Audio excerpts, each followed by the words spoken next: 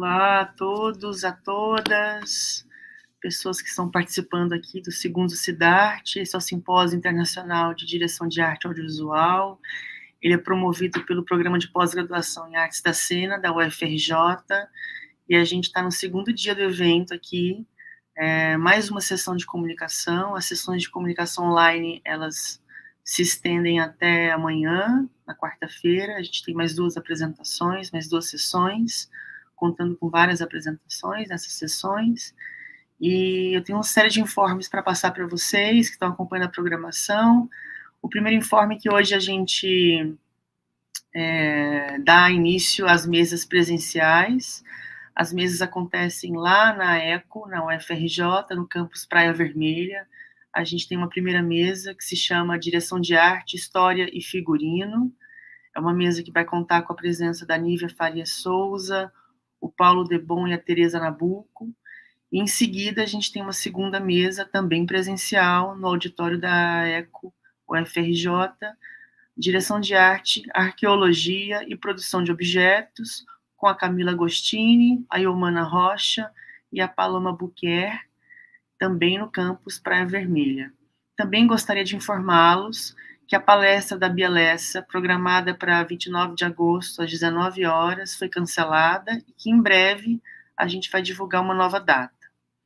Então, hoje a gente dá prosseguimento às mesas, às comunicações online. Nós chegamos à sessão 6, dizer que eu estou muito feliz, eu como um dos representantes aqui do NIDA, né, o grupo de pesquisa CNPq, dizer que a gente está muito feliz com a quantidade de propostas que foram submetidas esse ano. Nós recebemos uma série de propostas de várias regiões do Brasil que tratam da direção de arte, pensando ela relacionada a outros campos, ou tentando entender metodologias de processo, como é que a direção de arte se coloca como campo autônomo de investigação, na tentativa de colocá-la como um campo interdependente, um campo que se coloca, né, frente às questões do cinema brasileiro, ou uma abordagem um pouco mais ampla, enfim. A gente está bem feliz com a quantidade de propostas submetidas e selecionadas para participar aqui dessa segunda edição do evento. Então, hoje a gente chega à sessão 6 das comunicações online, ela tem o título de Direção de Arte, Gestos e Autorias, sempre no plural, e a gente conta com 4 apresentações, mas que agora a gente vai ter 3 apresentações, né? A primeira delas se chama Processo Criativo em Direção de Arte, Diálogos com Profissionais do Cinema Paraibano, da Thalita Fernandes de Sales. A segunda se chama O Quarto Era o Retrato de um Estômago Vazio, Imagens do Cotidiano em A Hora da Estrela, do Rafael Blas. E Designers da Imagem Audiovisual, diretor de arte e diretor de fotografia, da Vera Bingarten. Eu gostaria de agradecer a presença de todos vocês, e a gente começa com a Thalita. Olá, bom dia a todos. Primeiramente, agradecer pela oportunidade de estar aqui no CIDART. Acho que isso é uma realização de um sonho de quando eu estava na graduação, que eu queria muito falar sobre direção de arte e não tinha com quem conversar, né? Então, fico muito feliz de estar aqui. Acho que falta só colocar a apresentação, né? Então, eu sou Thalita, sou graduada em Cinema e Audiovisual aqui pela Universidade Federal da Paraíba. Tenho mestrado em Comunicação, também na mesma instituição, e minha comunicação é intitulada Processo Criativo em Direção de Arte, Diálogos com Profissionais de Cinema Paraibano. Essa comunicação ela surge a partir da execução do projeto Entre Telas, a Direção de Arte no Cinema Paraibano, que foi contemplado com incentivo da Lei Paulo Gustavo, via Secretaria de Cultura aqui da Paraíba, né? Um projeto que eu me inscrevi, fui selecionada, e que propõe a realização de um livro de entrevistas com pessoas que atuam no Departamento de Direção de Arte aqui na Paraíba, com o objetivo de contribuir para a preservação da memória cinematográfica aqui no meu estado, né? E para isso eu fiz uma série de entrevistas com diretores de arte, figurinistas, visagistas e assistentes, com o objetivo de investigar trajetórias, processos criativos, documentos de processos, desafios enfrentados na profissão e principalmente como eles enxergam e exercem seu papel na criação fílmica. Aqui na minha apresentação eu trouxe alguns frames de filmes que são paraibanos ou foram realizados na Paraíba e que possuem diretores ou diretoras de arte que fizeram entrevistas aqui para o projeto. Essa pesquisa ela também foi motivada pelo aumento nos últimos 15 anos de produtos audiovisuais paraibanos com arranjos cada vez mais complexos em termos de desenho de produção e necessidades técnicas e criativas do Departamento de Direção de Arte. Importante pontuar que o cinema paraibano ele tem uma veia, uma herança muito forte do cinema documental e que a produção ficcional ela começa a ter mais força a partir da década de 90, sobretudo com os curtas-metragens, né, principalmente a partir da segunda metade da década de 90.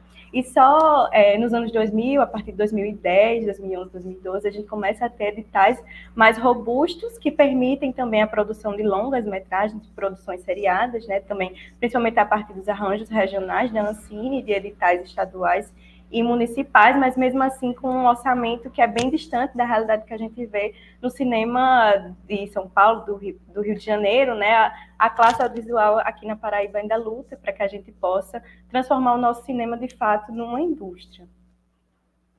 Então, no projeto foram entrevistados 14 profissionais, sendo 10 diretoras e diretores de arte, 2 figurinistas, um visagista e uma produtora de arte e de objetos. E essa seleção dos entrevistados se deu a partir de um mapeamento, cujos critérios eles basearam principalmente na atuação desses profissionais em produtos audiovisuais realizados na Paraíba e na proximidade com algumas temáticas pré-estabelecidas e que me interessavam refletir e discutir, né, no projeto, como direção de arte e gambiarra, que eu tive o privilégio, né, a oportunidade de entrevistar a Yomana Rocha, que é uma das idealizadoras aqui do Siddhartha. Ela é paraibana, ela possui uma atuação expressiva aqui no cinema paraibano e é uma referência, né, nos estudos de direção de arte e gambiarra. Em alguns capítulos também discuti sobre direção de arte e autoria, direção de arte no cinema universitário, ensino e formação de diretores de arte, maquiagem e efeitos, entre outras temáticas. Essas entrevistas foram realizadas de forma virtual, pela plataforma StreamYard e com a natureza semi-estruturada. Isso é, eu tinha perguntas pré-definidas e roteirizadas, mas a entrevista não estava fixada a elas, né? A ideia sempre foi transformar o campo de entrevistas como um espaço colaborativo para que a gente pudesse dialogar acerca de temas que são caros para quem está inserido no departamento de arte, sobretudo aqui na realidade do estado da Paraíba. Então, a direção de arte é esse departamento responsável pelo conceito visual e pela poética plástica de narrativas ficcionais e não ficcionais, o que vai compreender a criação de cenários, adereços, figurinos e maquiagem, que em cenários idealizados, né, vão se dividir em diversas frentes ou subdepartamentos e serão executados por diferentes perfis de profissionais, para além da diretora ou do diretor de arte em si, né, como produtores de arte, de objetos, cenografia, aderecistas, cenotécnicos, etc. Que na realidade do cinema paraibano nem sempre é possível, né? Mas que a gente vem galgando cada vez mais departamentos de arte mais robustos nesse sentido, né?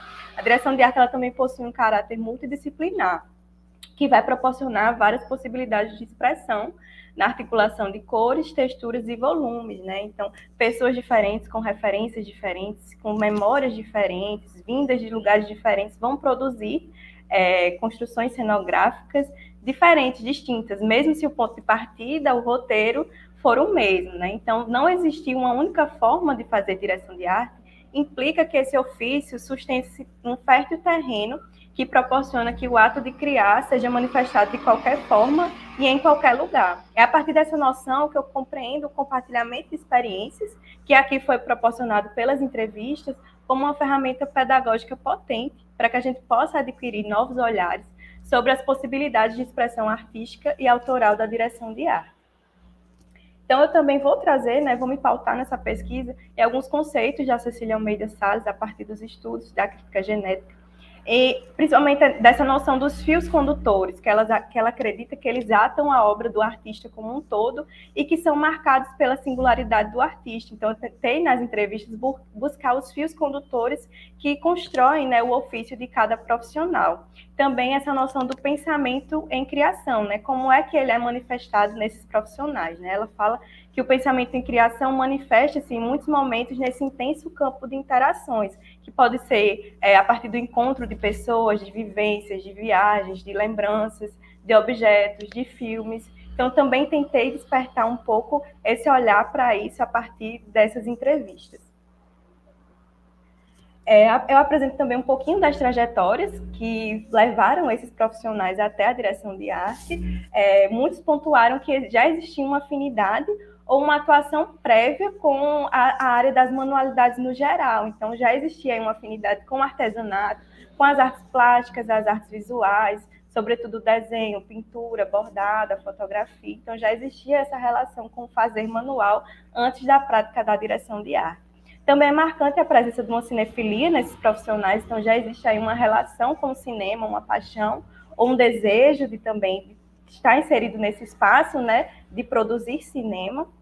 E um dado muito interessante também é que grande parte dos profissionais entrevistados relataram que as primeiras experiências com o cinema, né, experiências profissionais, elas foram proporcionadas pelo ambiente universitário, né? Isso aí reforça a importância da universidade nessa construção da profissão, né? Não só no pensar teórico, mas também nesse fazer prático, né? Como é um ambiente que proporciona esse encontro, né, e essas possibilidades de criação. A formação acadêmica desses profissionais vem da área do jornalismo, do cinema, da arte mídia, radialismo, arquitetura, das artes visuais, ciências sociais, filosofia e design. O tempo de atuação ele é bem diverso dentro dos profissionais entrevistados. A profissional menos experiente, ela está na área há 3 anos, então ela começou da pandemia para cá, e a profissional mais experiente, ela está na área da direção de arte há 28 anos. Então, é uma pessoa que viu esse processo de transformação do analógico para o digital no cinema paraibano e que até hoje atua com direção de arte aqui no estado. Então, eu trouxe algumas semelhanças entre os gestos criativos que foram manifestados pelos profissionais nas entrevistas. Minha ideia, na verdade, era trazer as individualidades, né, o que era de singular dentro do processo de cada um, mas considerando que eram 14 pessoas e que a gente tinha um tempo aqui limitado, eu me ative a trazer as semelhanças desse processo, né? Então, praticamente todos pontuam que o processo se inicia, de fato, com a leitura do roteiro, com essa pesquisa por referências, criações de painéis semânticos, análises técnicas e decoupagens, definição de paletas de cores e texturas, desenhos que podem ser à mão ou no digital, elaboração de plantas ou maquetes em softwares de arquitetura, reuniões com a equipe de arte, de direção e de fotografia. Então, a gente consegue perceber também que esse processo ele já está um pouco formalizado também aqui dentro do cinema paraibano, né? Mas cada um vai tratar de uma forma diferente essas atividades. Então, a busca por referências não acontece da mesma forma, né? Apesar de serem painéis semânticos, eles não são construídos da mesma forma, né? O uso de técnicas vai variar a partir da vivência de cada profissional e da sua experiência também, né? Que eu acho que é o ganho que a gente tem quando a gente consegue, de fato, ter o contato com as entrevistas, né? Que é o meu objetivo disponibilizar depois.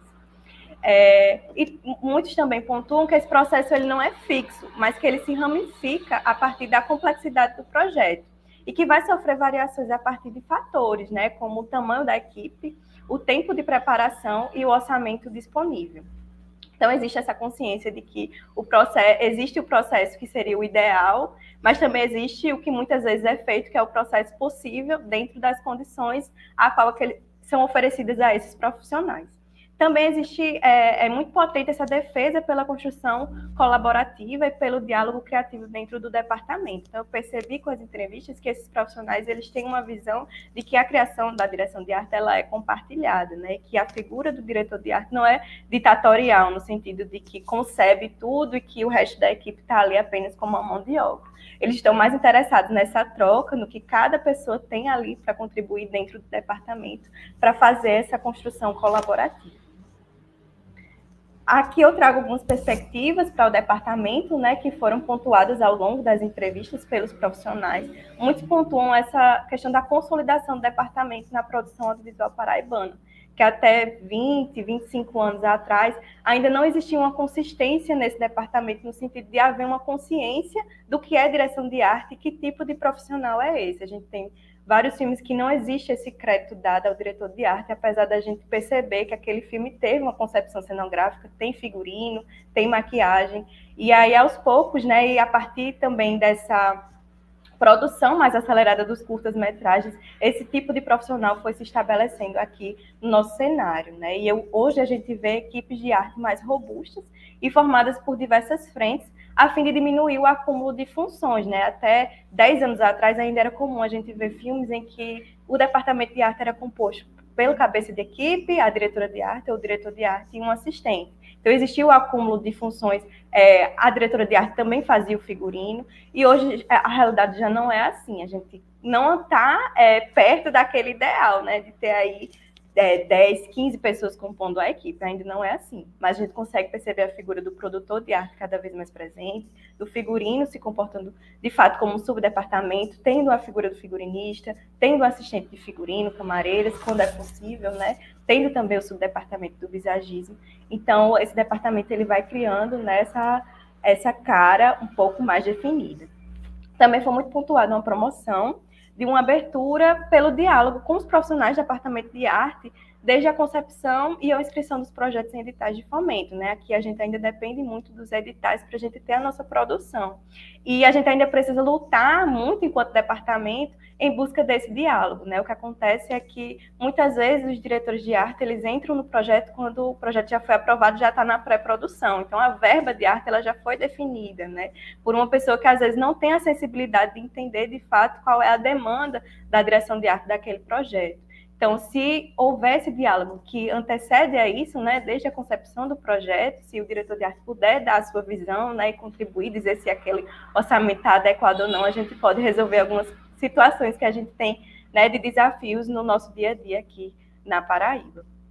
A mesma coisa para os processos de preparação e ou pesquisa, né? Ainda há essa luta, essa busca para que esses processos eles sejam custeados e tenham duração adequada à complexidade dos projetos, né? A gente percebe cada vez mais etapas de pré-produção mais enxutas, né? O que acaba inviabilizando de certa forma, principalmente quando a gente lida com orçamentos desafiadores, né? Que a gente precisa de ter tempo para pensar em soluções criativas. Também foi muito pontuada a questão das oportunidades de formação continuada dentro da Paraíba, né? Que a gente precisa lutar cada vez mais para ter essas oportunidades, para que a gente não precise sair do nosso estado para obter a formação. Então, aqui eu trago as considerações finais. O projeto Entre Telas não esgota o debate sobre a direção de arte na realidade do cinema produzido aqui na Paraíba, mas promove um espaço para que a gente possa estruturar novos olhares e redes de colaboração entre profissionais, estudantes e pesquisadores. E ao reunir os relatos apresentados, nós propomos, na formação de futuros profissionais, refletir sobre os caminhos que formaram esse departamento no cinema e como podemos avançar em busca de melhorias, valorização e reconhecimento, né? Meu objetivo é publicar esse livro, né, em formato de e-book, com distribuição gratuita. Ele já está com a editora, fazendo a diagramação, e eu também vou publicar ele em versão podcast, a partir dos áudios das entrevistas com o tratamento adequado, né? E a gente vai fazer isso em dezembro de 2024. Então, espero que muito em breve eu possa compartilhar com vocês o resultado dessa pesquisa. Então, aqui são as minhas referências e agradeço novamente a oportunidade de poder falar um pouquinho desse projeto.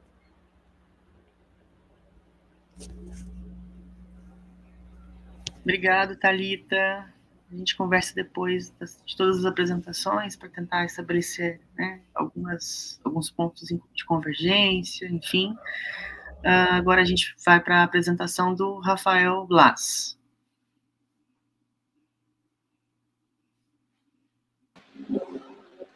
Oi, gente. Bom dia a todos, todas e todes.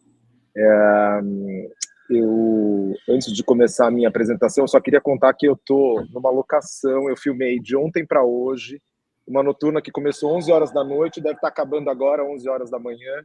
Então, é possível que eu não consiga concatenar tão bem as ideias, porque eu estou virado e tem um barulhão acontecendo aqui também de desprodução. Então, já peço desculpas de antemão. Mas também, por outro lado, eu acho que tem uma coisa interessante nisso, que acho que a gente reforça uma ideia de que nós, da direção de arte, podemos equilibrar esses pratinhos entre uma prática profissional e a pesquisa, o ensino, né? Então, é isso, é tentar conciliar essas duas facetas. Ora tem um evento acadêmico, bate no mesmo dia de uma filmagem, e a gente segue assim. Bom, essa minha apresentação, ela nasce de um... Deixa eu ver se eu consigo deixar a tela cheia. Acho que ficou melhor, né? Ela nasce de uma disciplina que eu fiz na FAO ano passado, que tentava articular os campos da cultura visual e da arquitetura, e tentando ali sobrepor essas duas disciplinas, né, essas bibliografias, de forma a resultar num texto. E eu tinha acabado, na ocasião, tinha acabado de reassistir A Hora da Estrela, da Suzana Amaral, numa cópia restaurada e em 4K no Instituto Moreira Salles, e eu fiquei muito impressionado com as cores e com a direção de arte que eu já conhecia, eu já tinha visto o filme pelo menos, acho que 2 vezes antes. Então eu fiquei muito tocado por isso e acabei decidindo tentar articular a cultura visual e a arquitetura ligadas ao espaço do cotidiano ali no filme da Suzana Amaral. No texto completo, eu vou abordar as fontes fílmicas, né, não só o filme da Suzana, em 2 perspectivas, né? O filme como um documento concreto, reconhecendo ali as várias dimensões da experiência social, e o filme numa perspectiva da cultura visual do lar, e eu vou usar isso entre aspas, né? Esse termo não é meu, quem cunhou foi Joseph Imord, que é um historiador da arte alemão, e ele vai dizer então que a casa ela serve como um repositório de imagens, né, e de uma construção cultural, né, se a gente quiser chamar assim. Deixa eu tentar passar para o lado aqui. E eu estou tentando mudar de slide. Peraí. Eu acho que eu preciso da ajuda do Lipe para passar o slide, não, Lipe?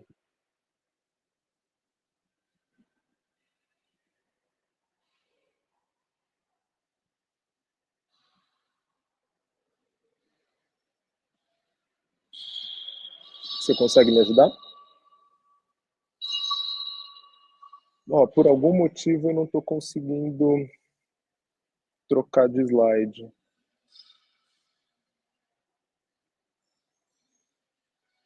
Então, peraí, eu vou compartilhar minha tela de novo, tá? Só um segundo, gente, desculpe.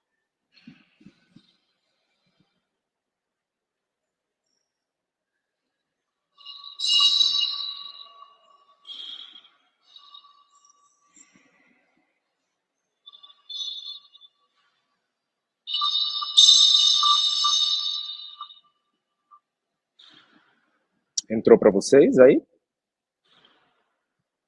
Só confirmem, por favor.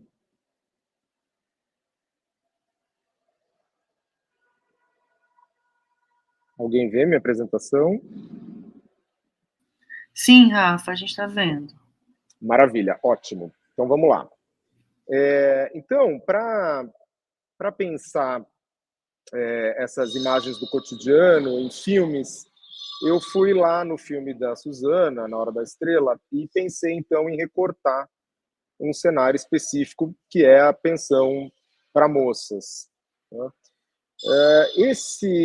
Essa locação ela fica na Bela Vista, aqui no centro de São Paulo, e ela é um espaço tombado ali ao lado da Vila Itororó, né, hoje um centro cultural, e ela tem um conjunto ali de construções ecléticas dos anos 20, tombadas pelo Condefat.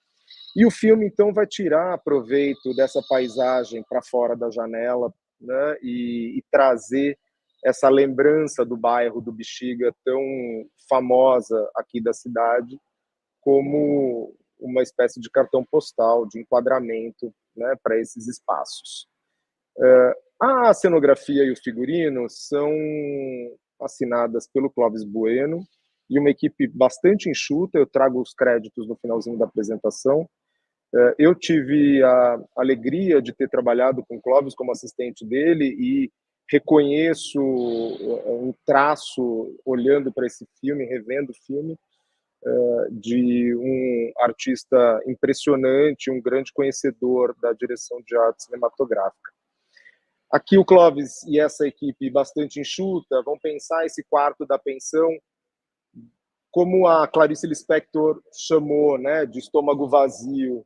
Ele vai pensar como trazer essa materialidade afetiva, essas marcas identitárias dessas mulheres a partir desses artefatos domésticos, né? Estômago vazio é um termo que a Clarice usa não na Hora da Estrela, mas no A Paixão Segundo GH, mas eu trouxe emprestado aqui para a gente tentar caracterizar em palavras esse espaço da cena, né? E aí a gente pode pensar que essas mulheres vão dividir esse quarto com metragens bastante diminutas, né? Com uma qualidade espacial questionável, né? As camas estão muito aproximadas. A gente vai ver daqui a pouco como existe uma certa hierarquia entre a posição dessas companheiras de quarto, né? A Macabeia chega por último, então ela tem uma posição um pouco inferior às outras colegas que estão ali mais próximas à janela, portanto mais próxima de uma ventilação, de uma luz natural, né? De uma vista um pouco mais agradável, né? E elas vão então pensar esse quarto da pensão como um micro-universo, né? Quase como uma ideia de uma habitação mínima onde as funções dessa casa vão sendo sobrepostas. Então elas vão cozinhar num cantinho do quarto, elas vão usar uma pia bem pequenininha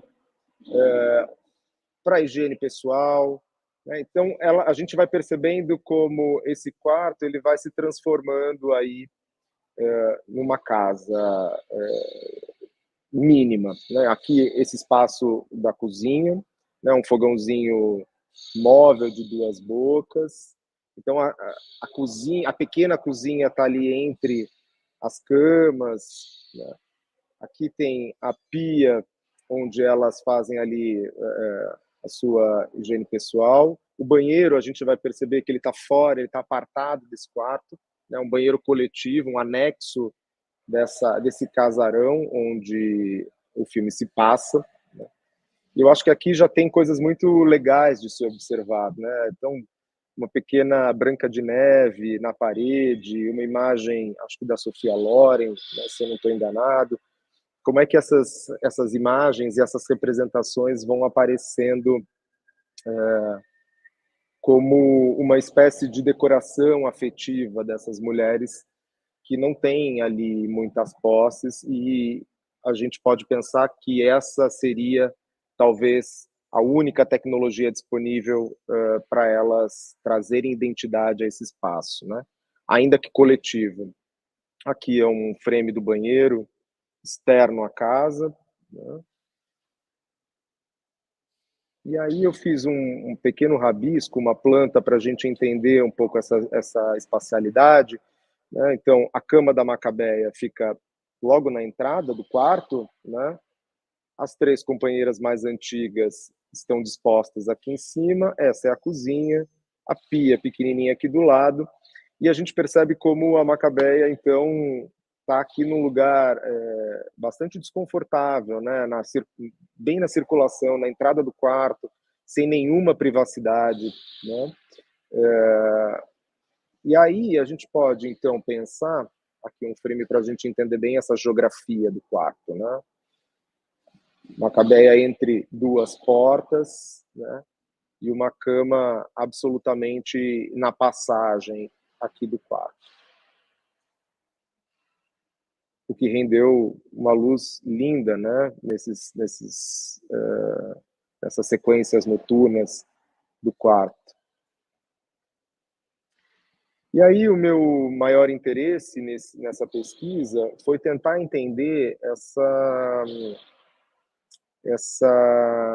decoração particular, né, dessas mulheres, esses recortes de revista, não como uma decoração, uma autorrecordação, não como fotos de família, mas recortes, né, imagens banais de revista, ora de atores e atrizes, de personalidades, frases soltas, né? E como elas vão compondo, então, esses micro-universos próximos às suas camas, como elas vão trabalhando essas colagens, esses mosaicos, a fim de trazer alguma personalidade nesse lugar compartilhado, né?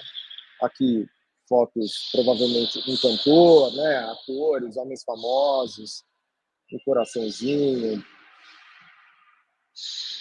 Aqui uma Macabeia está se arrumando e também tem uma imagem de alguém conhecido. Essa é uma das sequências mais bonitas do filme, em que a Macabeia já está mais à vontade entre as companheiras e ela, então, está se apropriando desse espaço a partir desses recortes, né? Notem que é absolutamente ordinário, né? Uma propaganda de uma churrascaria, uma modelo ao telefone, né? Não se trata, então, de um material com valor econômico, né? Não é uma pintura, não é uma obra de arte, mas são recortes, né, de revistas e jornais, provavelmente retirados de alguma caçamba no centro da cidade. E aí, colaborando ainda com essas colagens, a gente pode pensar um pouco nesses outros objetos ordinários que vão compor esse espaço, né, dessa domesticidade, dessa simplicidade do cotidiano na diegese, né? Então, eu acho que há uma busca aí pela compreensão de um modo de vida dessas mulheres, né, que fazem parte de uma população trabalhadora, empobrecida, no centro de São Paulo, nos anos 80. Né? E eu acho que a direção de arte traz esses elementos da narrativa a partir da escolha desses objetos ordinários. Né? É, então, a direção de arte a responsável por essa tal cultura visual da intimidade que o Joseph Imor está tentando trazer aqui para a gente. Né?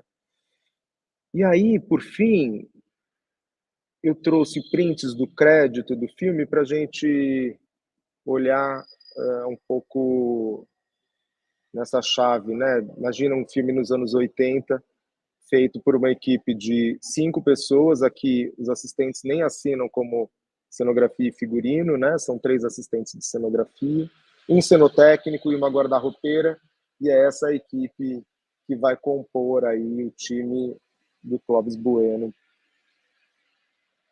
para executar a direção de arte desse filme.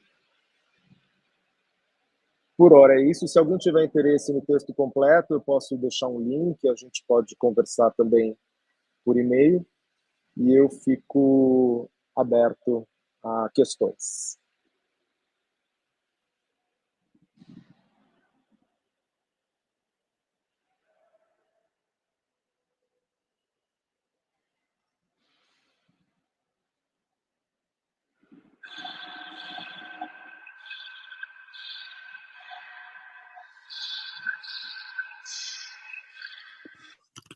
Oi.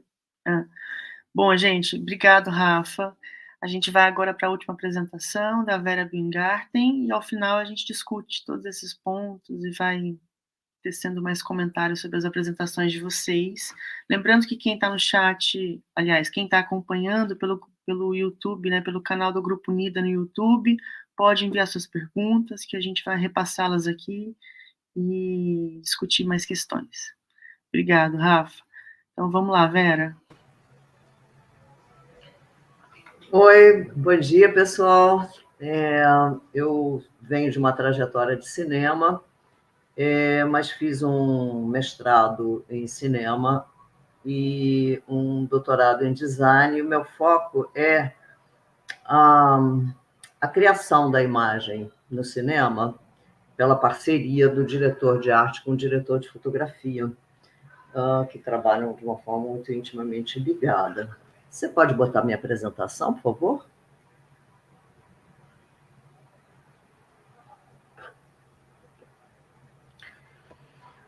E aí eu queria falar, em primeiro lugar, um pouco o que é a imagem do cinema em relação à sociedade, né? A tela representa um espelho da sociedade e, de uma certa forma, estimula os cidadãos a pensar o mundo em que vivem.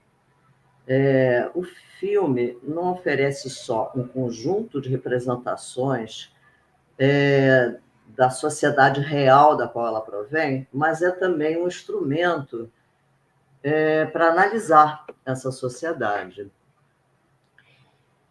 E, além disso, o filme carrega sempre uma marca da cultura e da época em que é produzido, independente de em que época ou em que local geográfico ele se passa, né? A gente tem aqui alguns exemplos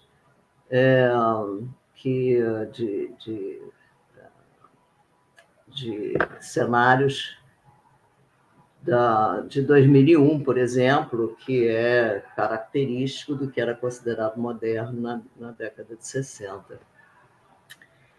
E também a imagem cinematográfica, ela tem um poder de persuasão e de manipulação sobre o seu público bem forte, o que é usado no cinema com um viés político, mas que a gente percebe que todo o cinema tem um viés ideológico, com uma ascendência muito forte sobre o público. E a Martine Joly diz que isso acontece porque a gente lembra mais das imagens do que dos textos. As imagens são mais pregnantes. Além disso, o cinema trabalha muito com imagens sugeridas, deixando a cargo do espectador preencher as lacunas, é o que o Mon chama de a regra do etc. Então, o espectador ele entra com um saber prévio, um conhecimento dele para preencher essas loucuras. E a linguagem visual no cinema é construída através de determinados signos. E a gente pode considerar aqui as relações estabelecidas no interior do quadro, as mudanças dessas relações no decorrer do plano, a maneira como os objetos são representados, formas, cores, texturas e os seus respectivos simbolismos, além dos sentidos culturais e históricos. De uma forma geral, o espectador ele já tem um repertório de signos imagéticos que vem de experiências anteriores da vida dele, ou culturais, ou especificamente de cinema mesmo. Aqui, por exemplo, a gente tem a imagem da cortina esvoaçando com a janela aberta, que sugere que algo muito importante vai acontecer, né? Gera um suspense. E o vermelho, que é um sinal de alerta sempre, e são signos que são bem recorrentes no cinema, né? Aqui a gente tem um significado erótico bem freudiano mesmo, né? Consta até do livro dos símbolos.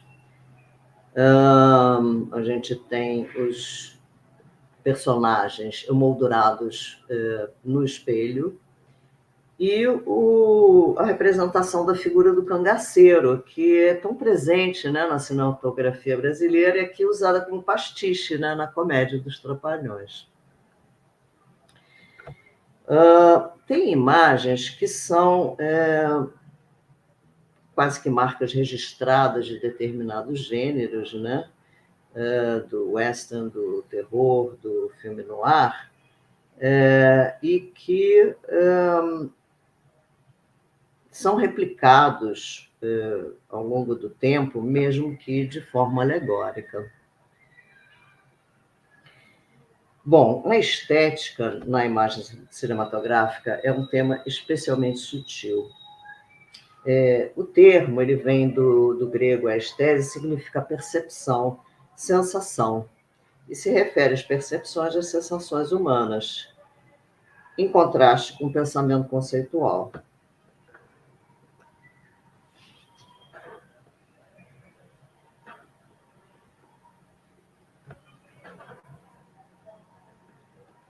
Tem alguma coisa errada aqui. Tem slide faltando.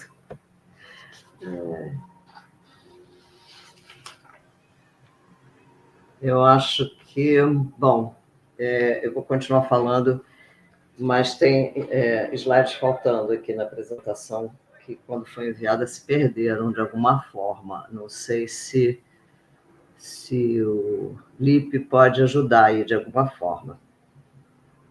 A beleza visual, ela é algo que nos toca, nos emociona, sem que a gente possa ter uma explicação racional, né?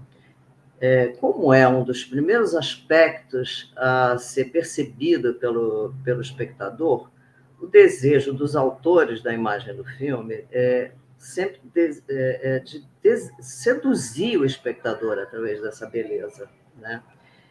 Mas o que é considerado belo varia muito de uma pessoa para outra e de uma época para outra. Então, esse conceito é bastante subjetivo.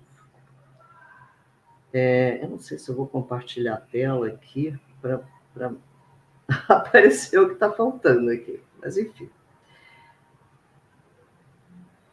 Não, está faltando mesmo, algumas aqui no meio.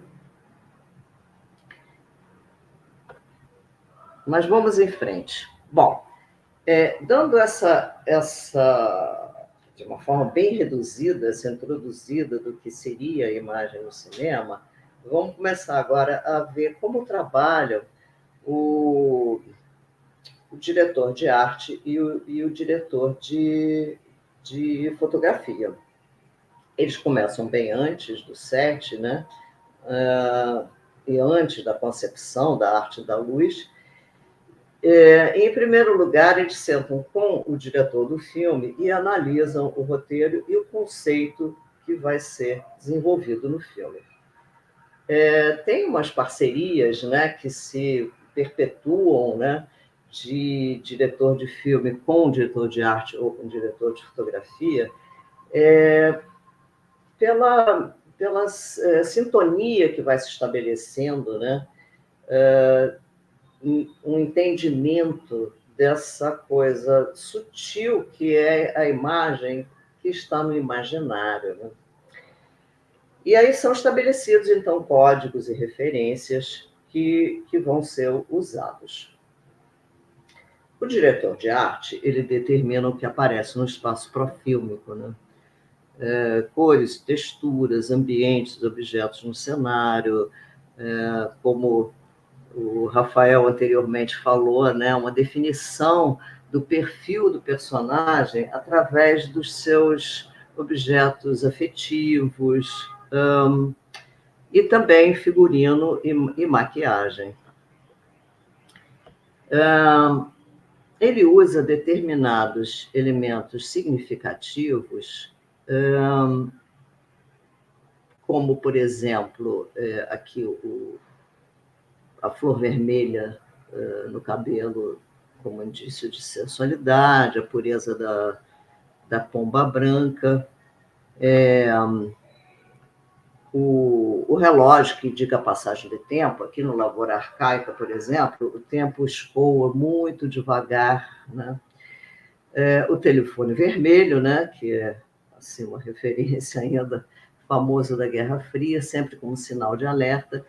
E esse outro relógio aqui, que é um relógio numa montagem de vidro que se estilhaça, isso aí em corra, Lola, corra, e indica a urgência do tempo que está se escoando. A escada em caracol, ela remete à espiral que a personagem Nina se encontra. Além da parede de desenhos, né, do Lourenço Mutarelli, que reforçam esse estado emocional desequilibrado da personagem. Todo filme tem essa estética angustiante, depressiva, né, sombria. E, finalmente, o cigarro, né, que é uma marca que não pode faltar nos filmes noir, porque todo detetive fuma. Aqui temos alguns exemplos de cenários, um cenário de época do passado, gritos e sussurros. O 2001, né, como eu já disse, que reflete o que era moderno nos anos 60, e esse cenário futurista que era imaginado também à época no Monocle. Figurino e maquiagem desenham o perfil do personagem, né? Seu papel na sociedade, sua classe social, seu comportamento, até mesmo características psicológicas. Aqui a gente tem um vestido elegante, sensual, de estilo oriental, que acompanha toda a estética do filme Amor à Flor na Pele. A capa e o chapéu característicos que recriam o personagem da história em quadrinhos de Dick Tracy e que também são característicos desse tipo de gênero, né? E a maquiagem do Laranja Mecânica, que propõe representar os drugs como eles foram apresentados pelo Anthony Burgess em Laranja Mecânica. É uma leitura, né, do livro transposta em imagem. O diretor de fotografia, ele transforma a proposta do filme através do jogo de luzes e sombras, composição do quadro e dos movimentos de câmera. Também está dado aqui. Peraí. Será que eu consigo apresentar? Vou tentar apresentar.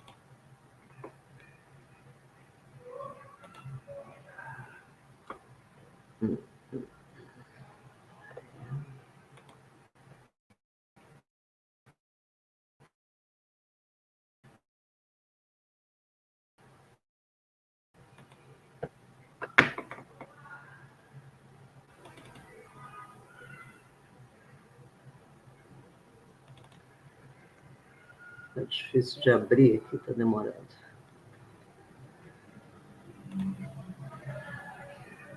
Eu não sei se alguém está vendo o compartilhamento de tela. A gente consegue ver só a sua imagem, por enquanto. Agora você pode tentar apresentar. Peraí que eu tenho que sair daqui.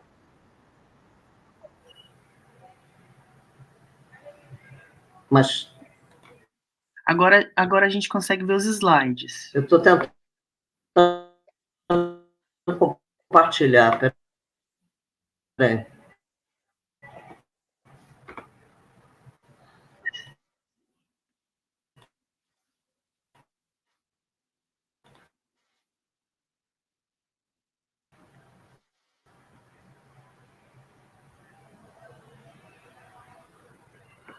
Aqui.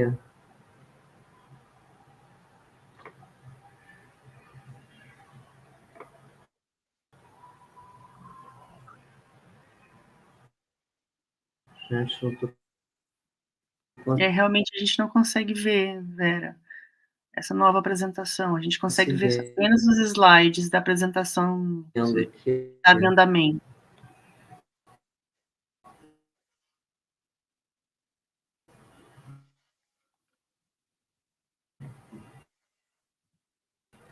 Acho que agora foi.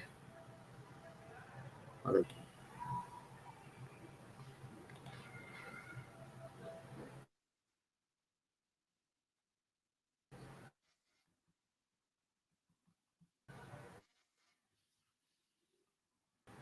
Bom, eu acho que está com problema de conexão aí, Vera.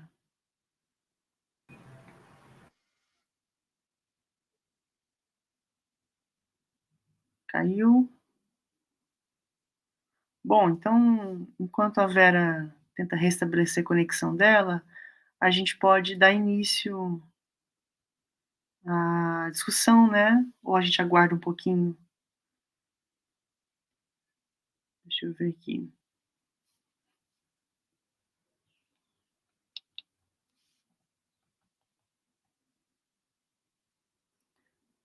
Vamos dar início, então, à discussão?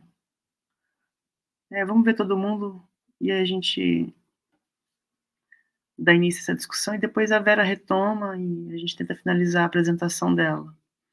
A conexão estava falhando bastante. Ora, voltou. Não, inclusive caiu e tudo, eu não consegui compartilhar. Vera, você consegue me escutar? A apresentação está faltando. Nesse envio foram cortados vários slides. Vera, você consegue me escutar? Oi? Você consegue me escutar? Sim. A gente tenta dar prosseguimento à sua apresentação a partir dos slides que já tem? O que você prefere? Sim, vamos finalizar aqui, né? Vamos dar continuidade para poder finalizar. Tá bom. Mas...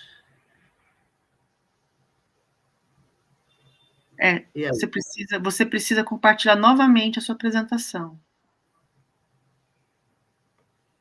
Mas vocês não têm ela aí? É isso que eu estava querendo... Você consegue? Não, a gente não tem, não. Você precisa... Como você caiu, ficou sem a sua apresentação. Entendi. Exatamente. A gente não consegue, inclusive, ver a sua câmera. Não sei. Eu habilitei as duas. Deu problema aí, geral. Habilitei som e imagem. Tenta compartilhar a sua apresentação, então, com a gente.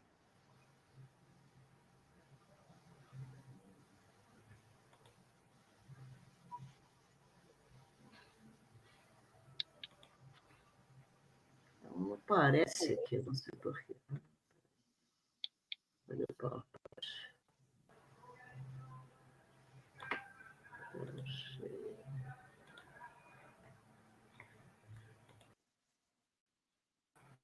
Caiu outra.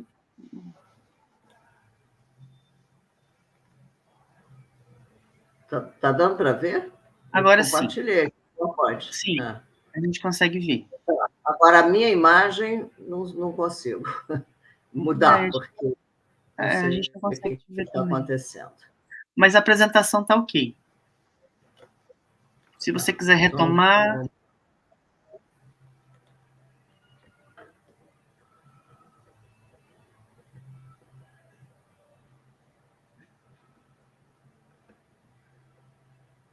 Isso, por exemplo.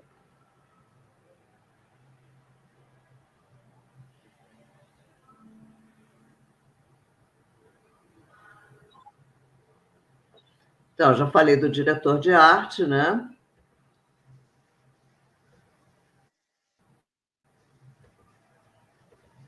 A gente parou naquela página do cenário. Agora o diretor de fotografia. Isso.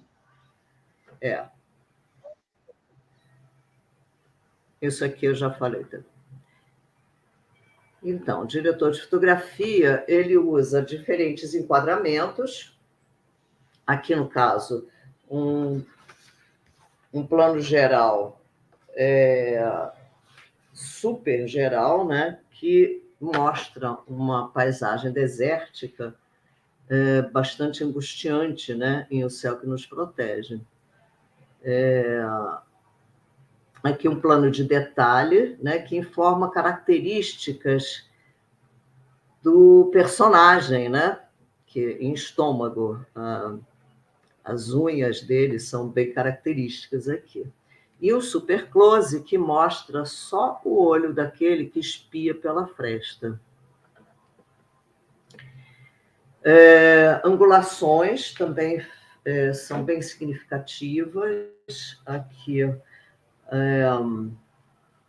o contra-plongé, né, da dança da personagem Lavoura Arcaica, uma dança sensual.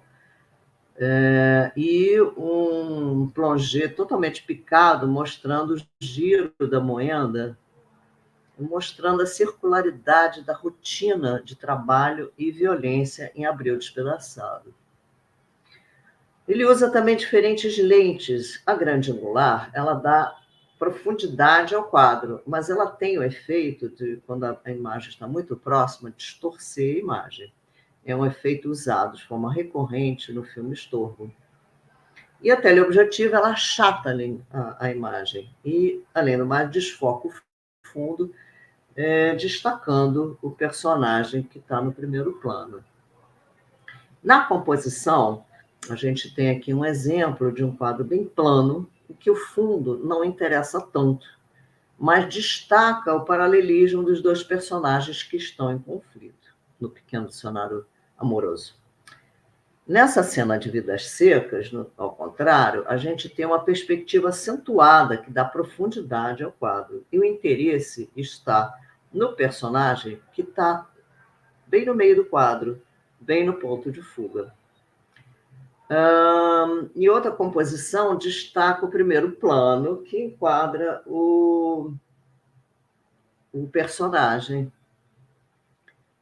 com um significado bem óbvio na primeira noite de um homem. A iluminação, ela dá recursos infinitos na criação de climas, né? Aqui eu destaquei uma luz muito elaborada, bem clássica, do Carlos de Palma, que desenha bem a atriz e realça o brilho da pele, em Gabriela. No filme Areias Escaldantes, a luz já é típica de um filme policial, esse contraluz alto e bem contrastada. Além disso, usa um filtro vermelho na luz que projeta uma sombra de uma grade no fundo. E nesse exemplo do fundo do coração, a luz é completamente não realista, estetizada, como em todo o filme, de uma forma geral. E aqui eu queria apresentar alguns exemplos de colaboração entre arte e fotografia muito bem sucedidos. No Xangô de Baker Street, o fotógrafo, né, o Lauro Escorel, e o Marcos Flaxman, o diretor de arte, eles usaram como referência para nortear a luz e os cenários os quadros do Vitor Meirelles e do Almeida Júnior. E todo o filme tem, então, uma percepção de quadro antigo, né? Uma coisa amarelada, sépia, que na fotografia o Lauro usou um filtro na lente e usou efeitos na revelação. E o Marcos usou essa paleta de cores para criar os cenários.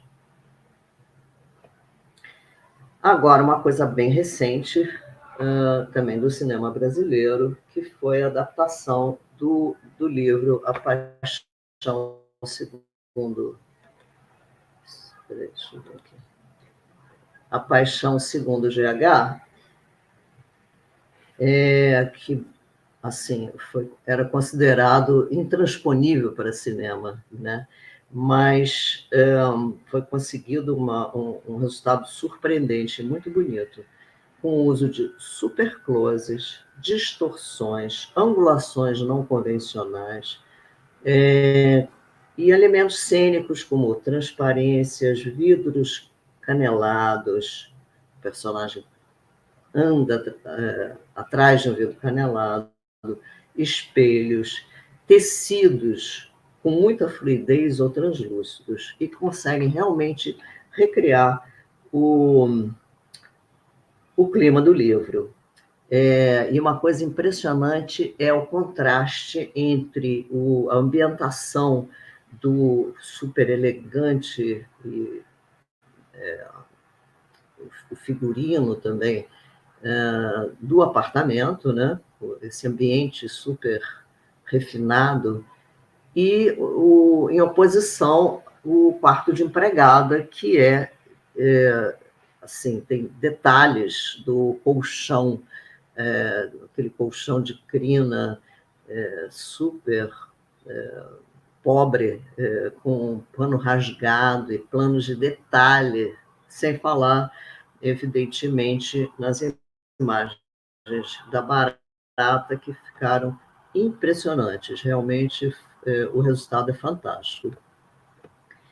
E também um filme bem recente, né, do Carinhanhus, Motel Destino, que usa uma contraposição de duas cores que predominam no filme todo, o vermelho e o azul, uma cor quente e uma cor fria.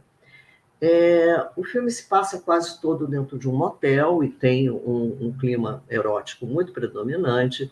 Então, o vermelho é usado o vermelho e o azul é usado já na fachada.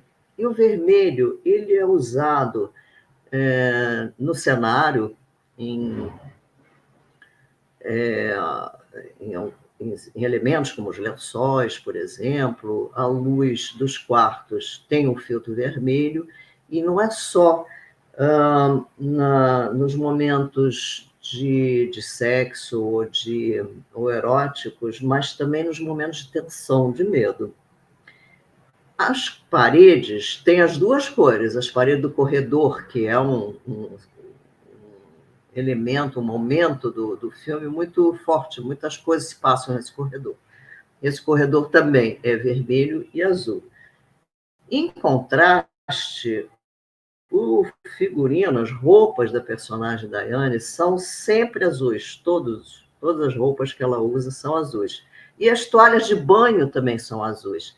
Então, essa oposição entre a cor fria, o azul, e o vermelho quente, sugere talvez uma oposição, né, de um sinal de asseio, de pureza, com esse clima quente do ambiente. Eu encerro por aqui, com alguns percalços, mas muito obrigada. Vera. Deixa eu voltar aí. Obrigado pela apresentação. Deixa eu compartilhar. Já foi interrompido o seu compartilhamento. Bom, a gente dá prosseguimento, então, agora abrindo, né, para um grande debate, para combinar essas questões que vocês trouxeram, alguns pontos de convergência, outros não, tentando encontrar questões que alimentam, né, esse fazer da profissão e também... agora a gente vê, Vera, deu certo a câmera. Eu queria começar com uma questão. Já apareceu aqui, na verdade. Agora voltou. Mandou: parabéns, pessoal, que bom que foi possível contar com a sua participação, Rafa. Estamos sempre girando os pratinhos, sem sempre deixar a peteca cair. Sem deixar, né, Tainá? Bom, gente, tem mais uma questão aqui. Estou me sentindo um blogueiro, assim, lendo essas questões. Bom dia, meu nome é Raira. Fiz cursos de cinema de curta duração e sou graduanda em História da Arte na UFRJ. Bem-vinda, Raira. Raira ou Raíra, não sei. Iniciei a formação com o objetivo de me direcionar para o cinema e trabalhar em set. Que legal. A formação em História da Arte tem me oferecido um repertório visual e teórico abrangente, mas tenho sentido dificuldade em efetivamente trilhar esse caminho para me sentir mais próxima do cinema. Então, a partir da experiência dos participantes e da pesquisa da Thalita, que mostrou um pouco das trajetórias diversas dos profissionais da direção de arte, gostaria de saber se há algum conselho para atingir esse objetivo sem ter iniciado na graduação em cinema. Obrigada. E aí, Thalita, o que você responde para ela? Eu li o comentário da Raíra, achei bem bacana que ela tem esse interesse, e acho que ela já está com o meio caminho andado, assim, né? Como na minha apresentação, nem todas as pessoas que estão envolvidas com direção de arte têm uma formação em cinema, efetivamente, mas eu acho que ela pode começar aproveitando esse espaço da universidade, sendo aluna de História da Arte, né? Aqui na UFPB, eu acredito que nas universidades federais como um todo, é possível você cursar disciplinas de um curso que não é seu, né? Como disciplinas optativas. Então, cursar disciplinas optativas da grade de cinema pode ser uma oportunidade de conhecer pessoas que também têm esse desejo de trabalhar com cinema e, a partir daí, construindo pontes, né? Também recomendaria buscar onde estão as pessoas que se interessam em trabalhar com cinema e que efetivamente trabalham com cinema aí na sua cidade, né? Aqui em João Pessoa, na Paraíba, a gente tem o Fórum do Audiovisual Paraibano, e a gente tem um fórum de mulheres do audiovisual paraibano também, né? Que são espaços de articulação em que pessoas que estão tentando entrar, pessoas que já estão inseridas no mercado, dialogam e compartilham oportunidades também, né? de começar. Acredito que encontrando uma oportunidade de fazer um estágio, uma assistência, você vai conhecendo as pessoas, né? O cinema ainda é muito um lugar onde você consegue ocupar a partir de você conhecer outras pessoas, né? A gente sempre precisa de alguém que nos indique, pelo menos na minha experiência aqui na Paraíba tem sido assim, né? E a partir do momento que a gente consegue conhecer alguém que já está inserido no mercado, consegue essas indicações, o caminho vai se tornando um pouco mais fácil, né? Talvez os colegas da mesa também possam contribuir de alguma maneira nesse sentido, né? Olha, eu tenho uma dica para dar para a Raíra. Eu gostaria Diga, Vera. Eu acho que eu concordo com a Thalita, nem sempre você precisa fazer um curso de cinema, né? Eu acho que direção de arte pode vir através de outras formações, design, arquitetura e tal, mas eu acho que o mais importante, e aí eu acho que ela está até no caminho certo, é você criar suas referências. É importantíssimo você ter uma cultura geral abrangente, uma cultura em arte, buscar conhecer obras de arte e obras cinematográficas. E outra coisa é entrar na prática, né? Você conhecer outros diretores de arte, procurar fazer estágios, trabalhar junto com pessoas profissionais experientes e antigos, onde você possa beber um pouco na fonte, né? Acho que seria esse o meu conselho. Raíra, já que você está aqui no Rio, vai lá encontrar a gente hoje à tarde. A gente vai estar lá. Acho que já é um bom começo, né? Encontrar gente, encontrar as pessoas que são os nossos pares, né? Que têm discutido a direção de arte. Acho que isso é um bom começo. Exatamente. E você, Rafa, contribui aí para a Raíra. Gente, eu estou com as relatoras, com Thalita e Vera. Eu acho que é isso. Um bom começo é estudar, de fato. Tudo que você puder estudar, né? Eu acho que a gente é um pouco especialista em tudo e em nada ao mesmo tempo, né? Eu acho que a gente vai tentar costurar o máximo de informação que a gente puder. E eu acho que repertório, como disse a Vera, é bastante importante mesmo, né? Antes mesmo de entrar na faculdade. Eu acho que a gente vai criando um repertório a partir das coisas que a gente leu, que a gente viu por aí, né? Ir para a rua, ver gente, andar de metrô. Eu acho que tudo isso é repertório visual. Isso. E faz a gente criar um arcabouço, né, imagético ali para a gente resolver os nossos próximos filmes que estão por vir. Acho que é um pouco nesse caminho. Ótimo. Tem mais alguma questão aí? Bom dia, gente. Para começar, parabenizo o trabalho de todos, disse o nosso querido César Castanho. Tenho uma pergunta para a Thalita. O trabalho contempla muito bem o estado do trabalho e contexto para o exercício criativo da direção de arte no cinema paraibano. Minha questão é se você identificou recorrências significativas de estilo ou até mesmo de soluções criativas. Fiquei curioso nesse sentido. Eu também gostaria de complementar a questão do César, Thalita. Eu achei sua pesquisa muito interessante, tentar dar esse raio-x dessa profissão, né, num cinema que não é um cinema hegemônico, é um cinema que tem crescido, né, no Nordeste brasileiro, é parecido com outros estados, né, do Brasil, uma certa cinematografia que se estabelece de maneira mais efetiva nos anos 90. Eu falo isso porque eu sou de Goiás e vi esse movimento acontecer, dessa afirmação da profissão de direção de arte lá em Goiânia, especialmente em Goiânia. Eu queria também saber como é que, além dessa questão que o César pontuou, né, se é possível identificar um estilo entre esses diretores de arte, aqueles que têm uma formação mais recente, que ingressaram na profissão agora há pouco, né, ou aquela profissional, ou aquele profissional que começou há 28 anos atrás, eu acho que era isso. Queria que você comentasse isso também. Então, acho que algo que une um pouco dessa diversidade, né, dos profissionais, que eu percebo que existem estilos diferentes e a forma como compreendem a sua postura como diretor de arte ou diretora de arte também é distinta. principalmente em termos de gênero, achei isso bem interessante. A postura de algumas mulheres é diferente da postura de alguns homens, quando se afirmam diretores de arte. Mas o que une esses profissionais, efetivamente, eu acho que é essa falta de orçamento. Assim, é um problema que é comum a todos, né? Independente da quantidade de experiência, do tempo de profissão, dos filmes que fez, né? A gente aqui ainda luta. No ano passado, a gente teve a Paulo Gustavo aqui, a gente vai ter pela primeira vez 3 longas-metragens com recursos inovadores, digamos assim, para a nossa realidade. Longas de R$ 1.500.000. Ou seja, esses vão ser os longas mais caros já produzidos aqui na Paraíba, e é uma realidade muito distante, né? Então a gente sofre com esse problema orçamentário. Então eu percebo que a inventividade é algo que vai estar ali conectando esses profissionais, esse tentar pensar fora da caixa para buscar essas soluções criativas que o César pontua, né? De como é que eu posso dar uma textura de determinado material para uma parede se eu não tenho esse material à minha disposição, né?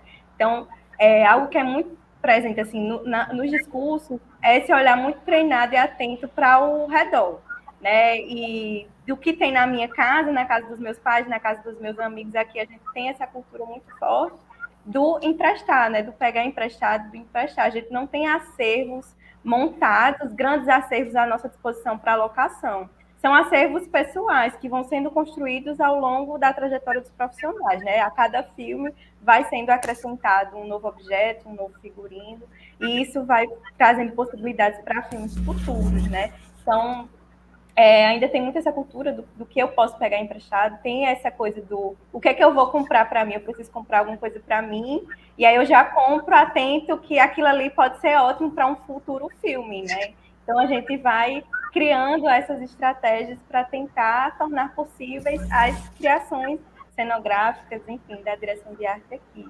Mas o cinema paraibano, eu acho que tem muito a ver também com a própria pesquisa da Iomano, né? Que ela faz esse movimento com o cinema paraibano e o pernambucano também, que tem essa busca pela inventividade, por repensar os materiais, por repensar as estratégias, por trazer objetos que não foram pensados para aquela determinada função, e aí com isso subverter essa função, né? E assumir isso, não como algo que é pobre porque é apenas o que eu tenho, mas não, assumir que eu quero usar essa tigela para simular um telefone, e isso faz sentido dentro da narrativa, né? E é um pacto que a gente faz com o espectador. Então, o cinema paraibano ele tem também muito essa característica de ser um cinema de arte.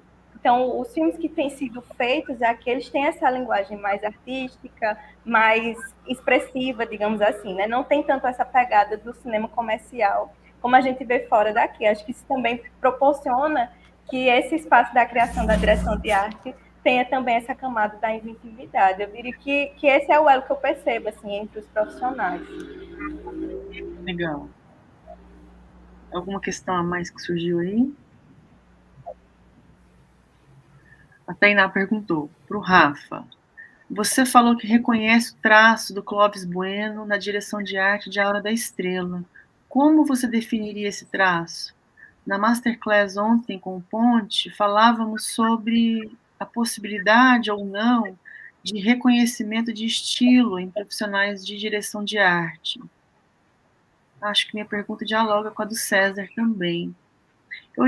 Eu cheguei a notar um pouco isso aqui também, Rafa, pensando se a gente consegue reconhecer um estilo mesmo, Clóvis Bueno, nas produções que ele encabeçou ali nos anos 80 ou nos anos 90 também. E, além disso, se a gente consegue pensar em estilos, né, para diretores de arte, se isso é possível. Porque a gente consegue olhar para um... É curioso, né, porque a gente olha para um Almodóvar e reconhece que é um Almodóvar. Mas quando eu estou reconhecendo que se trata de um Almodóvar, na verdade eu estou também falando de um visual que é feito por um diretor de arte. Então, esses diretores de arte também estão a ser vistos de uma ideia de estilo ou não? O que você acha sobre isso? Ótima pergunta, Tainá. Eu acho que a gente tem discutido, né, em algumas instâncias essa questão do estilo, de uma assinatura, de uma marca, né, de um traço. Eu, de fato, acho que o Clóvis deixou, sim, um conjunto de filmes que dialogam esteticamente entre si, né? Se eu olho para o Pichote, se eu olho para o Beijo da Mulher-Aranha, até para o Carandiru, que tem um salto aí, né? Esses primeiros filmes, Hora da Estrela, Pichote, são todos dos anos 80, depois a gente dá um salto para o Carandiru no começo dos anos 2000, eu ainda consigo, apesar da tecnologia disponível, né, da captação desses filmes, eu consigo ainda encontrar um vestígio, né, de uma mão ali. Eu filmei com Clovis no começo dos anos 2000 também, e eu percebo nesses filmes dos anos 80 e 90 como ele era um cara bastante inventivo e pedia materiais, né? Ele pedia uma estopa, ele pedia uma tinta, ele ia lá, ele envelhecia, ele fazia inscrições na parede do cenário. Eu olho para esse conjunto de filmes assinados por ele e percebo essa mão inventiva de alguém que não está sentado no vídeo assiste pedindo aqui no rádio para o Contra-Regra fazer uma coisa ali ou um assistente a colar. Um cara que, de fato, colocava a mão nas coisas. Então, respondendo um pouco também à provocação do Benedito, eu acho que é possível. Eu acho que um bom diretor de arte, uma boa diretora de arte, passeia por diferentes universos, né, com algum traquejo. Eu acho que a gente pode fazer filme de época, filme no futuro, né? A gente pode circular aí por diferentes roteiros e universos. Mas eu também acho que é possível a gente pensar num certo estilo, né? Eu acho que a gente tem uma produção contemporânea, se a gente quiser citar alguns, sei lá, Marcos Pedroso, né? Eu olho para a produção do Marcos e eu vejo também um traço, né? Eu percebo, seja filmando com Karim, seja filmando com Marcelo Gomes, seja filmando, né? Eu acho que ele tem ali um traço. Agora, também acho, B, que quando você fala do Almodóvar, né, a gente pode pensar que ele também, ele no caso, tinha um grande colaborador, tem um grande colaborador na direção de arte, né? Mas se a gente pensar em outros cineastas com uma produção profícua, nem sempre é o mesmo diretor de arte, né? E isso não significa que a gente tenha uma diferença de estilo, porque às vezes isso é uma linguagem do próprio cineasta, né? Então nós seríamos contratados, eu ou você, ou Thalita ou Vera, pelo Almodóvar, e a gente teria que desenvolver alguma coisa com essas características, né? Então, sim, o que é da direção de arte e o que é da direção, né? Fico me perguntando e queria ouvir as minhas colegas também. Deixa eu só complementar uma questão para a Vera. Eu queria falar um pouco sobre isso também. Então começa, Vera, depois eu emendo uma pergunta para você. Tá. Eu acho que isso é também uma questão que é debatida no cinema, né? Até que ponto o diretor de arte ou o diretor de fotografia ou assim, as pessoas que são que definem mais o filme estão a serviço da narrativa ou se devem se sobressair, né? Até que ponto a arte ou a fotografia se sobressaem ou não, né? Eu acho que tem esses dois caminhos, tem filmes em que essas funções adquirem até um protagonismo, né? E outros em que ficam mais na retaguarda mesmo, em função da narrativa do filme, né? Eu acho que uma marca específica sempre vai haver, justamente porque cada um tem seus próprios repertórios, cada um tem a sua bagagem, as suas referências e que vai aplicar ali, né? Eu conheci o Clovis desde muito cedo, desde que eu comecei a trabalhar em cinema. Ele foi também entrevistado para a minha pesquisa, né? O Clovis é a pessoa do improviso, né? Justamente, ele mete a mão na massa, ele transforma materiais e recursos de uma forma muito criativa, né? E mete a mão na massa.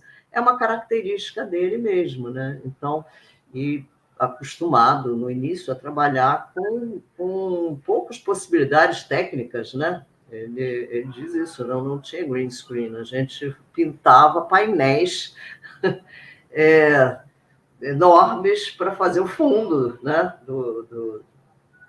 enfim, da paisagem na janela. Então, eu acho que isso é uma marca, assim. Eu acho que sempre deixa uma marca. É impossível. E muitas vezes não muito reconhecido, né? Porque se fala sempre do diretor do filme, o estilo do diretor, a imagem do filme do diretor e tal, e na realidade esquece que tem colaboradores em volta, né? Que é um coletivo que produz essa imagem. É isso. Vera, tem uma questão que eu fiquei pensando durante a sua apresentação, que é quando essa operação ocorre de maneira contrária. Por exemplo, quando é o diretor de arte quem se responsabiliza ou é delegado a ele a feitura do enquadramento. Porque às vezes a gente no set, o trabalho do diretor de arte acaba sendo também esse desenho do enquadramento. Eu queria que você comentasse um pouco isso. Quando a gente também borrifa, né, borra essa fronteira de fazeres, né, de habilitações, para poder, de alguma maneira, atuar frente a essa construção do enquadramento. Eu acho que essas fronteiras são totalmente borradas, né? Esses fazeres se entrelaçam, né? Como eu estava falando, é um coletivo, né? E um interfere no outro, especialmente na imagem, né? Eu acho que sim, que determinados cenários são construídos para serem vistos a partir daquele ponto de vista, né? Eu acho que isso aí é uma parceria mesmo, né? Não é só quem está escolhendo o enquadramento que está na câmera, né? Porque hoje em dia o diretor de fotografia dificilmente faz câmera, o diretor está vendo a imagem ao vivo, então também diz exatamente, não, eu quero mais à direita, eu quero mais à esquerda, etc. e tal. E o diretor de arte, eu acho que pode muito bem definir, olha, eu quero esse recorte aqui, eu quero que valorize dessa forma, né? Ou gostaria, né? Digamos assim. É perfeitamente possível isso, e acontece isso. Né? Sim, acontece bastante. Solta então, Li, pra gente. Mesa maravilhosa, Flávia mandou. Obrigado, Flávia. Também gostei bastante. Deixa eu só complementar mais uma questão. Pensando agora de maneira justamente nisso, né, nessa questão da autoria, que o que une os trabalhos de vocês quando a gente estava elaborando a partir de todas as propostas recebidas, que a gente agrupou vocês juntos, foi justamente para pensar essa questão da autoria, né, do diretor de arte como um autor, né? Quando a Thalita opta por entrevistar esses profissionais, né, e fazer esse raio-x da função no cinema paraibano, ela está, de alguma maneira, contando a história do cinema paraibano a partir da direção de arte. Isso é um ganho importantíssimo para a gente pensar como é que esse profissional se estabelece nesse cinema, enfim. O Rafa também, né, tentando pensar um estilo, um jeito de fazer próprio do Clóvis a partir de alguns elementos que flertam com a cultura visual, né, aquele arcabouço de imagens que vão construindo o universo das personagens no espaço mínimo. Lembra bastante a questão que a cultura visual usa bastante o Warburg, né, para levantar esse universo de imagens dissoantes e construir uma imagem que se completa e que é cruzada por outras, né? E a Vera também reconhecendo esses dois profissionais na escritura da imagem, né, na escrita da imagem. Enfim, é uma questão bastante debatida, que a gente já toca nela há muitos anos, né, pensando de que maneira esse visual é estabelecido por profissionais da fotografia e da direção de arte. Eu queria que vocês comentassem como é que a pesquisa de vocês nasceu, e como é que ela tá agora, né? Como é que a pesquisa tem se desenvolvido. Então, a minha pesquisa surgiu muito desse interesse, pelo que você falou. Acho que eu li a tua tese, acho que foi a tua tese, né? Que você estava mapeando e vendo de onde surgiu os créditos do cinema nacional, né, da direção de arte. Ou foi o mestrado ou foi a tese. Acho que foi o mestrado. Foi a dissertação. E aquilo ali me despertou também um interesse, porque quando eu buscava ler materiais, eu tinha muito mais interesse em pesquisar direção de arte na minha graduação, e eu não conseguia encontrar. Porque no mestrado eu fui fazer outras coisas. Mas na direção, quando eu estava na graduação, eu tinha esse interesse, e eu tinha muita dificuldade de encontrar materiais sobre isso, até por ser uma pesquisadora iniciante, não saber onde encontrar, né? E eu me deparava muito ou com uma realidade muito distante da realidade que eu estava me vendo ali como aluna de cinema na Paraíba e dos filmes que eu tinha contato aqui na minha região, falavam sobre funções que a gente não tinha aqui, sobre situações que eram muito distantes, né? Quando tanto dos materiais que eu encontrava em português sobre o cinema brasileiro, quanto dos materiais que eu encontrava estrangeiros, né? Aí é que se distanciavam ainda mais daquela minha realidade. E eu sentia essa falta, né? E aí sempre tive esse interesse de tentar entender como é que começou a direção de arte aqui na Paraíba. Eu não sei dizer para você quem foi o primeiro diretor de arte da Paraíba, né?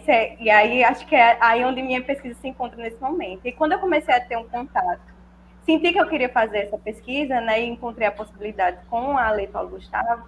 Foi nesse momento mais ou menos que eu encontrei o teu texto, Benedito. E aquilo ali me fez ver que existiam outras tinham lacunas, né, que estavam ali, tinham pensamentos estabelecidos, mas que era possível encontrar lacunas. E eu percebi que o que eu estava sentindo nessa ausência era justamente uma lacuna, né, de ouvir falar, efetivamente, sobre a produção de cinema paraibano.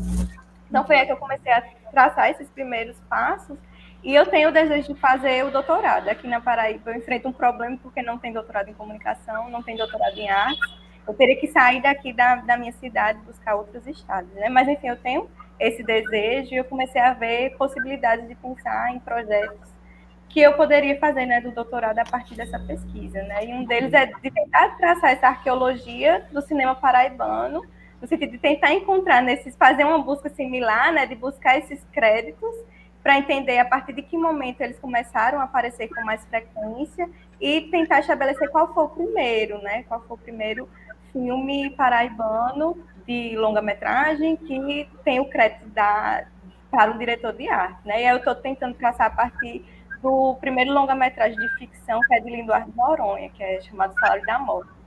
E nesse filme, o crédito cenografia é paisagens da cidade de... Esqueci a cidade. Mas a cenografia é essa, paisagens da cidade e tal. Então, enfim, estou nesse estágio, né, de tentar buscar nos meios que eu tenho, traçar quais são esses filmes. Aqui a gente tem esse problema também, esses filmes não tem uma lista, aqui está todos os filmes que foram produzidos na Paraíba, né? A gente tem esse problema também de memória muito grande. Né? Então, não tem esse lugar, esse acervo da memória do cinema paraibano. Então, é muito de tatear nos textos, nas críticas dos jornais, e tentar identificar que títulos são esses, e depois quem são os profissionais que estão inseridos nesses produtos, né? E tentar entender aí quem foi que iniciou, quem foi o primeiro diretor de arte aqui da Paraíba. Então, meu desejo é esse. Não sei se eu vou conseguir, né? Mas, enfim, o estágio da pesquisa, nesse momento, está aí. Vai dar certo. É difícil encontrar, né, esses dados, eles não estão disponíveis, a gente precisa, de fato, buscar, né? É uma profissão que surge recentemente no campo da pesquisa teórica no Brasil. A gente não tem...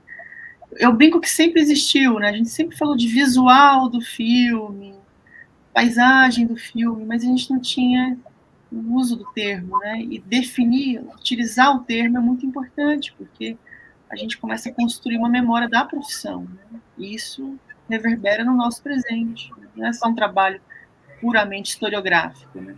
É um trabalho que reverbera no presente. Isso, para mim, é muito importante. E você, Rafa? Antes de te responder, eu achei super bonito você ter trazido o Warburg, porque eu fiquei pensando agora numa possível biblioteca ou num possível atlas do personagem, né? Se a gente pudesse juntar imagens que representassem esses espaços e esses personagens. Gostei da tua entrada aqui. Eu também consegui assistir no cinema, eu fiquei muito apaixonado pelo resultado, eu não me lembrava daquelas cores. É muito impressionante mesmo, né? Aqueles azuis ali no início. É muito... Dá para ver um carinho no filme, né?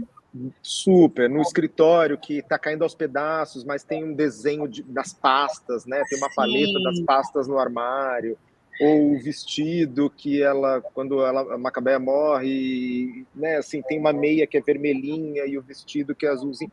Cara, assim, é um trabalho de cor que é uma loucura. Eu acabei conversando com a Ana Mara Abreu sobre o filme e ela trouxe algumas anedotas, contou algumas coisas. Ela que produziu esse vestido, porque não tinha... Clóvis era cenógrafo / figurinista e tinha ali 3 assistentes, acabou pedindo para Ana Mara ir até o Brás, talvez, e ela acabou encontrando aquele vestido, ele adorou e é o vestido com que Macabeia morre. E ela contou outras tantas histórias maravilhosas. A casa que eles filmaram era uma casa da família da Suzana. A família tinha 2 casas geminadas, uma serviu como base de produção e a casa da cartomante, da Fernanda Montenegro no filme, e a outra é a pensão para moças. Enfim, foi uma delícia ter conversado com a Ana sobre o filme. E respondendo sobre a pesquisa, eu estou qualificando agora no doutorado. Você vai lembrar, a gente se encontrou no Socini, aqui em São Paulo. Eu estava aplicando para o doutorado, já estou na qualificação. E sigo tentando trazer luz, tentando conectar o campo da arquitetura e do cinema a partir da domesticidade, a partir das casas, a partir do cotidiano, olhando para essas coisas aparentemente banais no cinema, mas que dizem muito sobre as arquiteturas. Legal, Rafa. Tem uma coisa que eu me lembrei agora você falando, eu até anotei isso para acrescentar num texto que eu estou escrevendo, que essa espécie, eu consigo reconhecer no Clóvis uma metodologia desses espaços mínimos, né? Tem um procedimento similar que ele faz no Beijo da Mulher-Aranha, quando ele constrói os universos particulares dos 2 personagens ali dentro. A cadeia, né? A jaula. A jaula, depois o Carandiru também. E ele sempre tem esses recortes, né, ali, alicerçando um pouco o passado dos personagens, os desejos, né? Isso me chamava a atenção. Quixote também.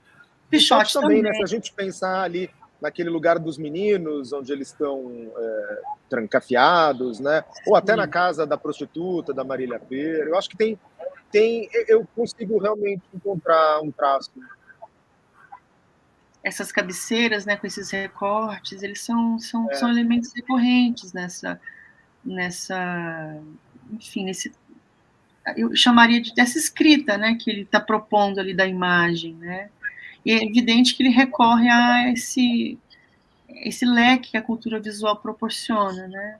Não recorrendo necessariamente a imagens da história da arte, mas a imagens de cotidiano, que é o que a cultura visual se presta. Eu acho isso muito interessante, você fazer esse recorte a partir desses elementos, escolher um cenário, né, que é um cenário específico da narrativa, que é uma narrativa que flerta muito com o espaço público também, para poder dar conta dessa variedade, dessa direção de arte que é muito múltipla mesmo.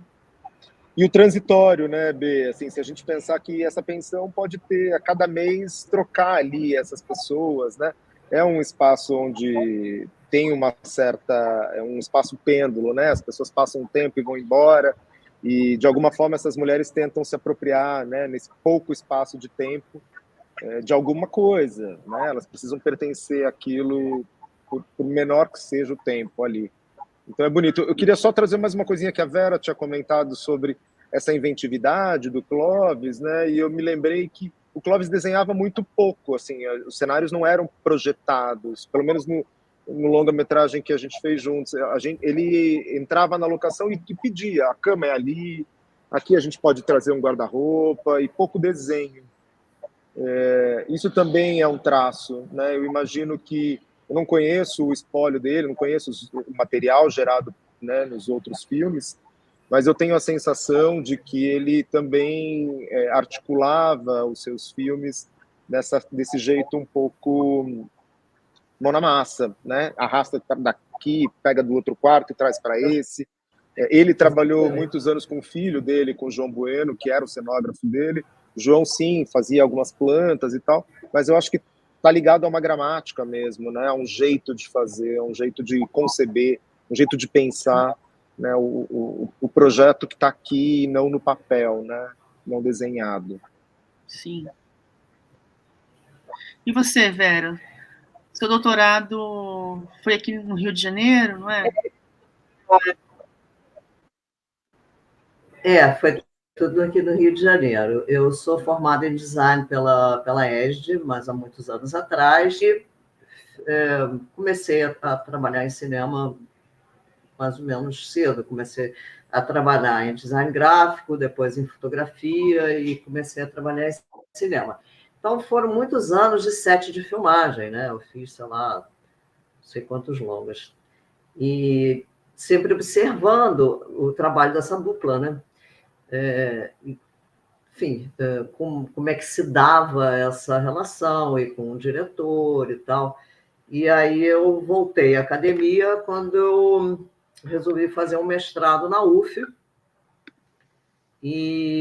sobre a fotografia no cinema brasileiro e as características marcantes dessa fotografia.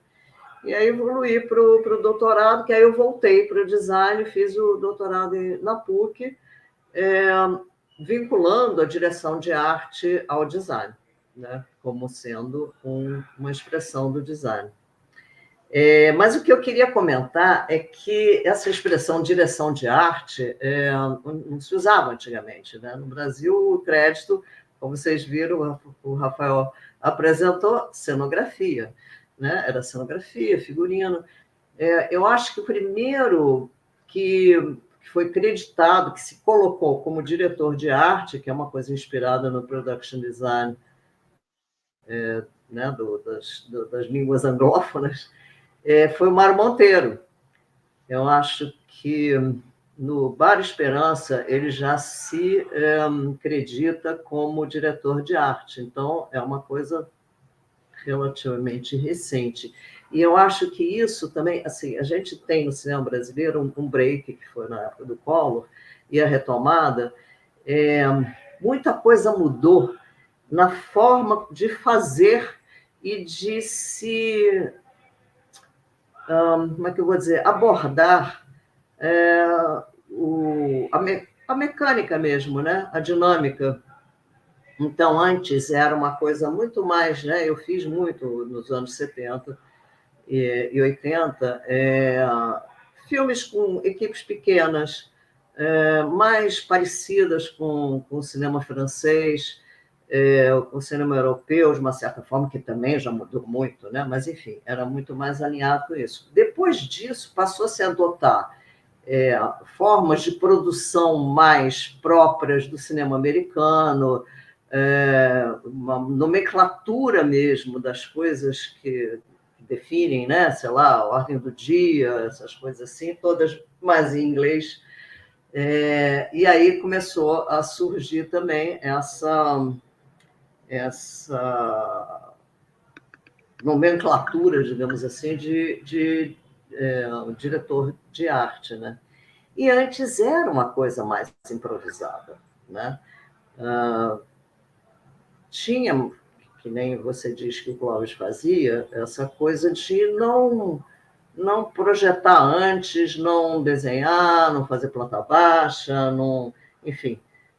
Eu acho que tinha toda uma pesquisa, mas tinha uma coisa muito mais intuitiva nesse trabalhar a direção de arte, né, do que depois. Você pega o Marcos Flaxman, por exemplo, que é arquiteto de formação, ele tem todas as coisas dele são esquematizadas, ele faz perspectivas, ele faz plantas baixas, ele determina exatamente, ele bota amostras, o produtor de arte traz as várias amostras de tecidos, de tintas, etc. e tal, ele coloca tudo ali junto, é uma coisa bem mais técnica, né? bem menos improvisado.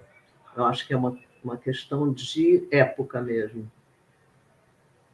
E essa coisa autoral é outra coisa que eu acho interessante, porque tudo começa com uma ideia, né? A imagem está no imaginário, na mente de uma pessoa ou de algumas pessoas que compartilham aquilo, seja uma adaptação de livro que já tem o autor do livro, ou seja, de um roteiro original, e aí o diretor do filme se apropria, talvez o argumento seja dele também, o roteiro seja dele, mas sempre uma coisa na imaginação, né? E aí você tem uma equipe que transforma aquilo em materialidade, né? Em luz, em sombra, em volumes, em texturas, né? Em objetos, e que precisam chegar perto daquilo que estava na cabeça de uma pessoa no imaginário, né? Então, os autores são todos eles. Não tem uma coisa de um autor só, né? Sim. É isso. Obrigado, gente. Obrigado, Vera, Rafa, Thalita. A gente vai precisar encerrar. Adorei. Foi muito bom estar aqui com Claro. vocês. Alguém tem alguma questão para encerrar, para a gente... Estão contemplados, todo mundo? Posso só levantar uma bola para você cortar, B? Acho que você não precisa cortar agora, você pode deixar no ar. Benedito tem uma pesquisa historiográfica importantíssima sobre o começo do crédito da direção de arte no cinema brasileiro. Acho que a gente depois pode discutir em outro momento isso. Vera, Thalita, há inúmeras confusões sobre esses primeiros créditos, né, Benedito? Existe uma lacuna, né, entre o dado que a gente tinha e o que a gente conseguiu apurar, que eu enfim, fuçando esses materiais da Cinemateca Brasileira, porque alguns créditos estavam emperrados, né, a gente tinha ali cadastrado no sistema da Cinemateca como direção de arte, mas na cartela original do filme surgia como cenografia e figurino, então isso causou uma certa confusão nessa elaboração entre o dado que a gente tinha, que era o Beijo da Mulher-Aranha, né, e o dado que eu consegui ali encontrar, e os outros posteriores que foram surgindo, anteriores a 1984. Né? Eu fui encontrando outros dados inclusive em inglês, né? Um pouco que a Thalita trouxe também, um crédito de paisagem, decoração e tecidos. Então a gente fui tentando mapear esses créditos para poder reconhecer quando essa profissão é assinalada, né? A gente tem essa assinatura ali no cinema brasileiro.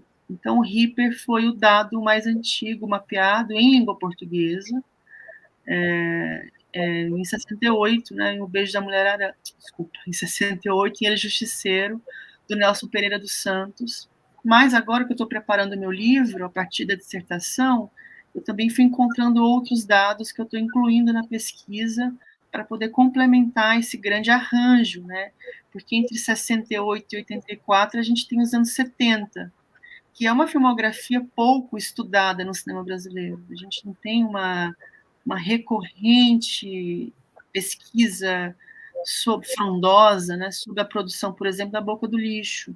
E eram filmes que utilizavam bastante o crédito de direção de arte para poder dar essa produção um certo tipo de cetim, né, acetinar a produção, deixá-la com um certo luxo, né, contar com o diretor de arte em set de filmagem numa produção da Boca do Lixo ter um luxo ali, inclusive se assemelhar a um tipo de produção que muitos dos cineastas dos anos 70 da Boca almejavam, né, cinema de estúdio, e o diretor de arte acabava sendo esse profissional que aparecia ali em alguns créditos.